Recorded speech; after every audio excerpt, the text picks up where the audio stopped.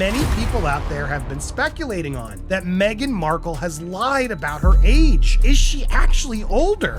They say age is just a number, right? But in Meghan Markle's world, that number might be a complete fairy tale, because according to none other than royal biographer Tom Bower, Meghan's official story might not just have a missing paragraph or two. Oh no, it might be from a whole different book. Her age, her timeline, her picture-perfect royal narrative, all of it might have been edited more than a Netflix docuseries. And the way this truth bomb dropped, let's just say it sent shockwaves through royal watchers. They want to hide their secrets, and I just love digging away to find out what they don't want us to know. Meghan Markle has built her empire on reinvention. One day, she's the Hollywood sweetheart, then, bam, she's the royal rebel. Next, she's the global humanitarian, and then, the self-made survivor. But here's where things get spicy. That entire narrative may have one huge, glimmering lie at its core. Her birth year could actually be the most Oscar-worthy performance of her entire career. Because when Tom Bower started poking around in Meghan's history, what he found wasn't just a typo, it was a timeline that doesn't match up. This is a copy of 17 magazine that was published in March of 1997. In it, it mentions our Megzy is from Los Angeles and that she was 21 years old at the time of publication. That would make her birth year at around 1976. It all began with a dusty old copy of 17 magazine from 1997. Hidden in its glossy pages was a bright-eyed Meghan Markle, smiling as she was introduced as a 21-year-old student from Los Angeles. 21 in 1997. If that math checks out, she'd be nearly 50 today. Not 44, not forever 30-something, but pushing the big 5 to 0. And here's where the whispers turned into screams. How can someone get their age so wrong? That one small number doesn't just change her birth year,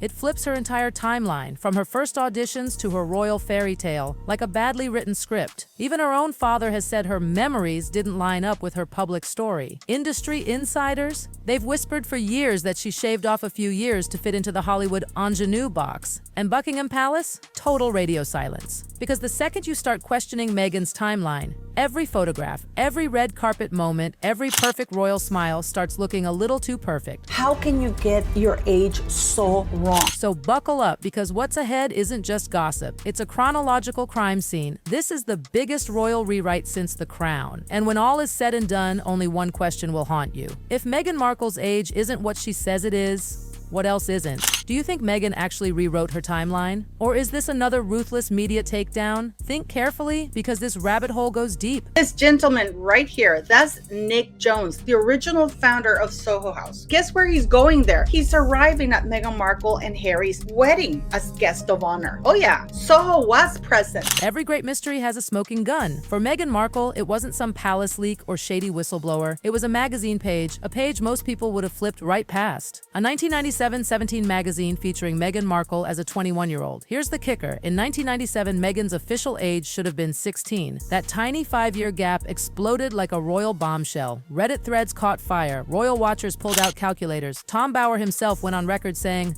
"The math doesn't lie. The birth year does." That single number started a frenzy no PR team could control. You're wondering, why does her age matter at all? Because her age would also have an impact on her ability to have children. Because if Meghan Markle is 4 years older than what we have been led to believe, it makes it even more difficult to believe that she was able to get pregnant so quickly. If the magazine was right, Meghan wasn't born in 1981, but somewhere closer to 1975 or 1976. That means when she was auditioning for her first roles, she wasn't a bright-eyed 20-something rising star. She was already crossing the 30 mark. And in Hollywood, age isn't just a number, it's a currency. Every year older means one less role, one less headline, one more door slammed shut, so the whispers go. Meghan's team gave the truth a little glow up. Not a total lie, just a creative edit. But then things got weird. The magazine issue? Gone.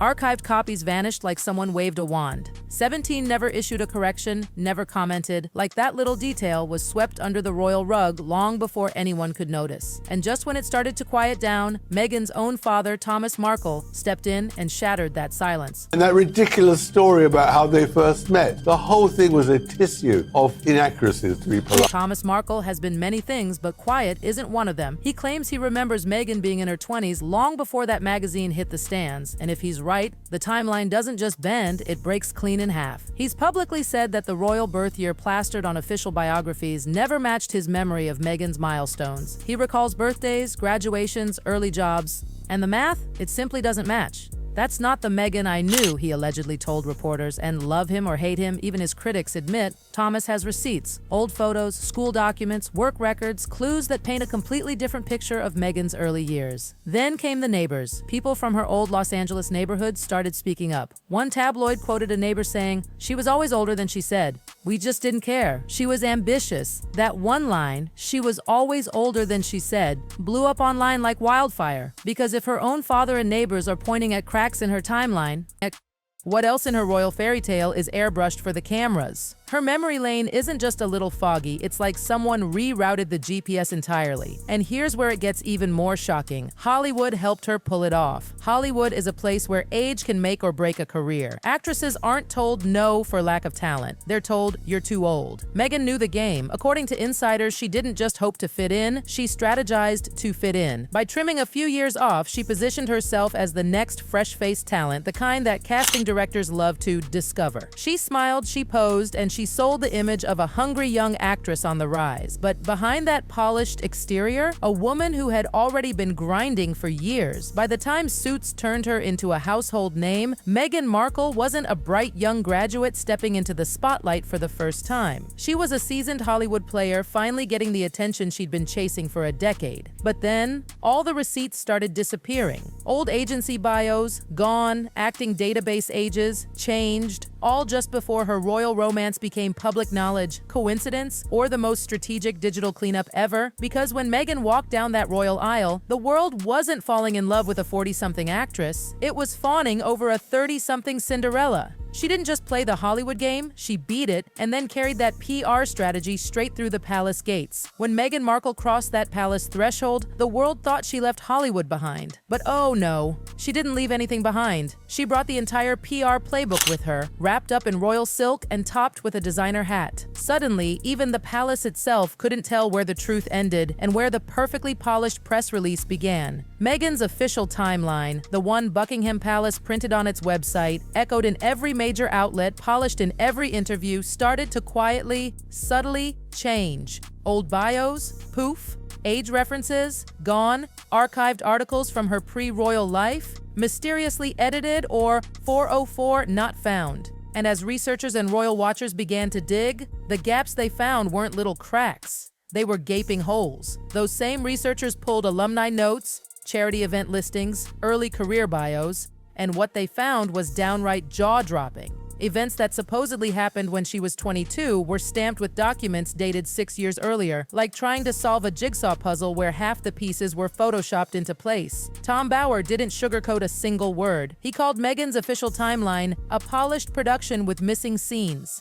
Translation? Someone's been rewriting the script, and this time it wasn't the palace's pen doing the editing. But here's the kicker. While the palace has mastered silence, they've never quite mastered the internet. Every scrubbed record, every edited biography, every conveniently deleted file left breadcrumbs. And royal sleuths followed those crumbs right back to Meghan's own PR machinery. Behind those royal gates, this wasn't just a love story. This was a global launch campaign. Meghan's rebranding skills weren't new. She'd perfected the art years earlier in Hollywood. She just applied it to Buckingham Palace. And the result? A Cinderella story so glossy it could have been produced by Netflix. This was not a naive actress swept off her feet by a prince.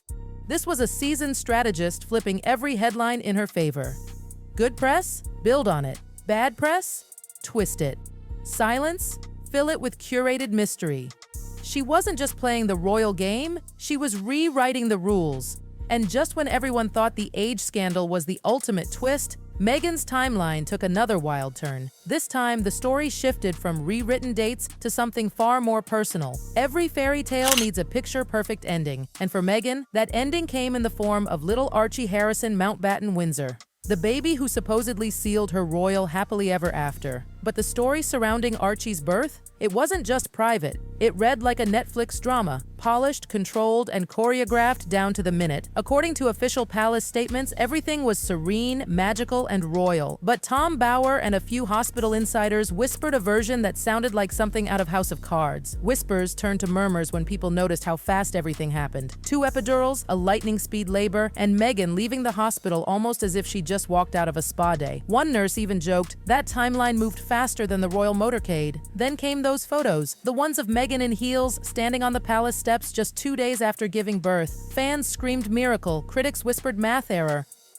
Because in a world where every minute of royal pregnancies is scrutinized, Meghan's timeline looked a little too rehearsed. The secrecy surrounding the birth certificate, the vanishing medical details, the inconsistent travel reports, all of it just made people ask louder questions. If everything was truly so joyous and pure, why was it treated like a classified operation? It started looking less like privacy and more like control. Control over the image, control over the narrative, control over the timeline that tied everything together. When the royal story doesn't match the facts, Meghan didn't rewrite the facts, she rewrote the story. And once again, she proved she might just be the best editor in the business. And this is where the entire thing starts to loop back to her biggest rumor, her age. Because the whispers around Archie's birth timeline, like the magazine mystery, all seem to point to one thing, a story that's been heavily produced, not just lived. By the time Meghan crossed the Atlantic, she wasn't just a woman in love, she was a walking brand. From the second that engagement ring sparkled under the camera lights, Meghan flipped a switch. Hollywood instincts activated. This wasn't about tiaras anymore. This was about trademarks. Look closely and you'll see the pattern. 1 week, she's the humble outsider, surviving the snub.